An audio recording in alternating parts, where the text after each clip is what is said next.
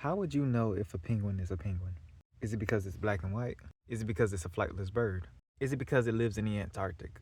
Or is it because all three have to reach that criteria? Meaning it had to be a bird that's black and white that lives in the Antarctic that's also of abnormal size. And if that's the case, then what would happen if I were to take a flamingo that is adolescent, paint it black and white, genetically modify it so that it can survive in the Arctic, paint its beak orange instead of black, and then put it in the Arctic? And what would happen if I were to build a penguin-sized robot and I put that in the Arctic? Would you consider those penguins? Some of you would, and some of you are already commenting, which is what I expected. But hear me out.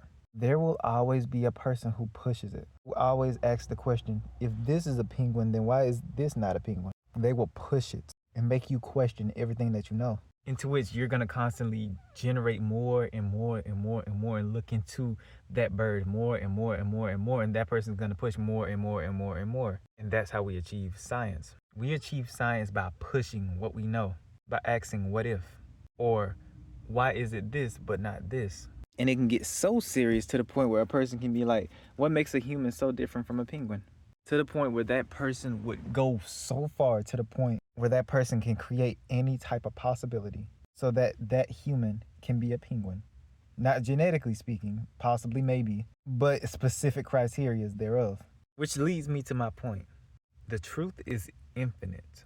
Because we define truth and we also discover so many new and unique things every single day, the more a person pushes back or pushes up on what we know, we establish truth more and more and more every single day, 144 after I recorded this. And because of that, we are infinite because a person can continuously come up with ideas on how something could be interpreted or should be interpreted. And when that person pushes the boundaries enough, you start to see that we reach a whole new revolution. And what's funny is the truth is infinite. Infinity is the truth. Because there are multiple different ways to interpret a truth. It's like saying, how do you know you are alive? Like, yeah, I'm breathing, I'm living, I'm doing this right now, but how do we know that we're not plugged into some system? How do we know that we're not just small stem cells inside of a larger being that exists that they don't even know about? How do we know if we're just in a flashback of us about to pass away or not? And those last 7 minutes, we're just envisioning it and we're living it as though it's happening in real time. You see how much and how far this can really go? The truth is infinite, even for a freaking liar. Because in their heads, their lies are the truth, even though they may lie about it. Which is why lies usually collapse, because a person will push back enough to the point where those lies collapse. But when it's something like truth, the truth will continue to prove itself time and time and time again until something is revealed that it's actually this, but we didn't know, or it's really this or connected to this, and we also didn't know. You see how truth didn't come with deceit, but lies did? That's why. The truth was unaware until someone revealed it.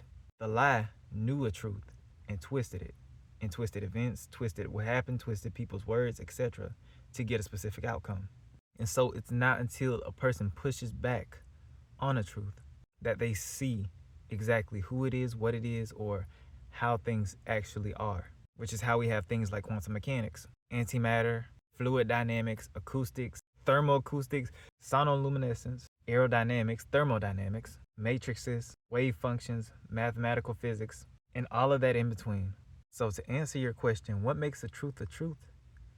A truth is infinite because there are infinite ways to express a truth.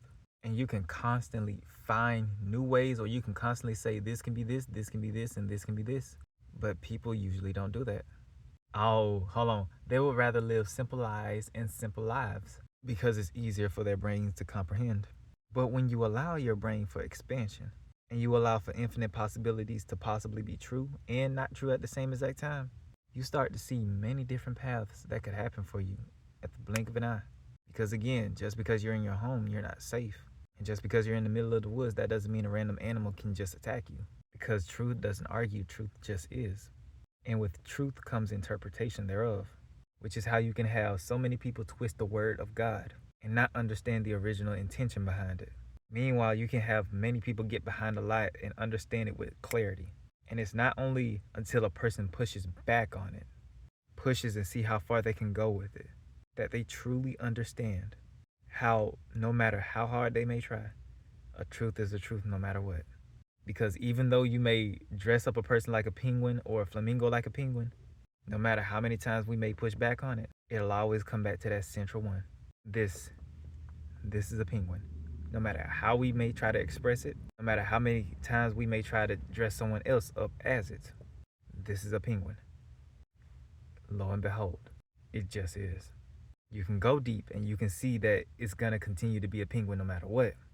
But at the end of the day, this is the penguin. And the penguin represents truth. Okay? Don't forget to smile today. Okay? Okay? Okay, now come in for this hug. I'll shape peace out, adios.